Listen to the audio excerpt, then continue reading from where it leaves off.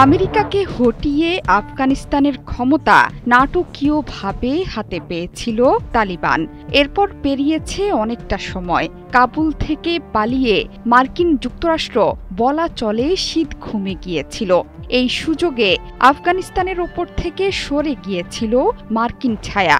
সেই জায়গায় এখন স্থান করে নিয়েছে আরেক বিশ্বশক্তি চীন। আফগানিস্তানে বেইজিংয়ের আধিপত্য ক্রমেই জোরালো হয়ে উঠেছে। অর্থাৎ আগে আফগানিস্তান মানেই ভাবা হতো যুক্তরাষ্ট্র, এখন যুক্তরাষ্ট্রের জায়গায় বসবে চীন।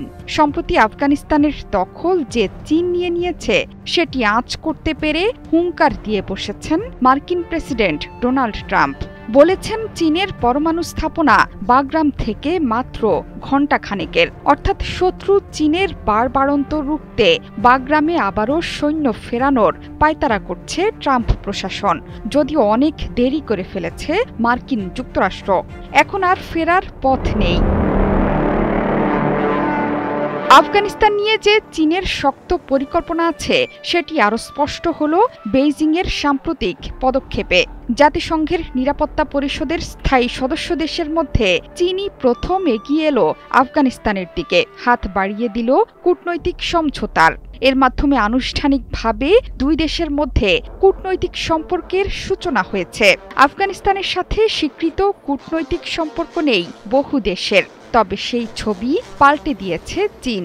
এরই মধ্যে কাবুলের চীনা দূতাবাসে নতুন রাষ্ট্রদূত হিসেবে কূটনীতিক ঝাও শেংকে নিযুক্ত করেছিল প্রেসিডেন্ট শি জিনপিংয়ের সরকার। তালিবান সরকারের প্রধানমন্ত্রী হাসান আখুন্দের সঙ্গে সৌজন্য সাক্ষাৎও করেছেন ঝাও। এছাড়া বেইজিংয়ের আফগান দূতাবাসের রাষ্ট্রদূত হিসেবে বিলাল করিমিকেও স্বীকৃতি দিয়েছে চীন। বিশেষজ্ঞরা বলছেন গত আড়াই দশকে বদলে গেছে বিশ্ব রাজনীতি। এর সাথে তাল মিলিয়ে ২৫ বছরে ভোল বদল হয়েছে চীনের। ২০২১ সালে আফগানিস্তানে দ্বিতীয় দফায় তালিবানি শাসন প্রতিষ্ঠার পর দ্রুতই সেই সরকারের সাথে সখ্যতা গড়ে তুলেছে চীন। আফগানিস্তান এবং চীনের মধ্যে সখ্যতায় মার্কিন প্রেসিডেন্ট তেলে বেগুনে জ্বলে উঠেছেন। সে কারণে তিনি হাত বাড়িয়েছেন বাগরামের দিকে। কারণ এই বাগরাম কৌশলগতভাবে ট্রাম্পের জন্য খুবই গুরুত্বপূর্ণ।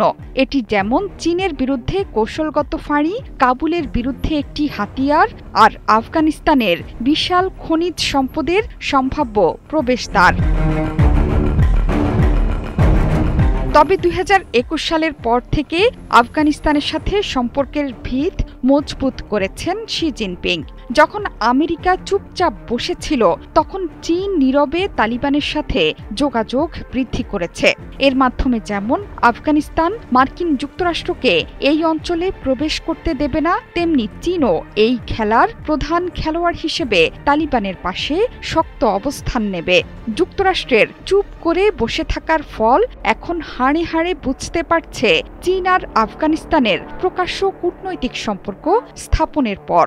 এখন অধিকার ছাড়িয়ে দিয়া অধিকার রক্ষার মতো বিড়ম্বনায় পড়ে গেছে আমেরিকা। জোহরা চৌধুরী সেতু, ৭১। We can all see the violence that's taking place across the country, but we know that with that violence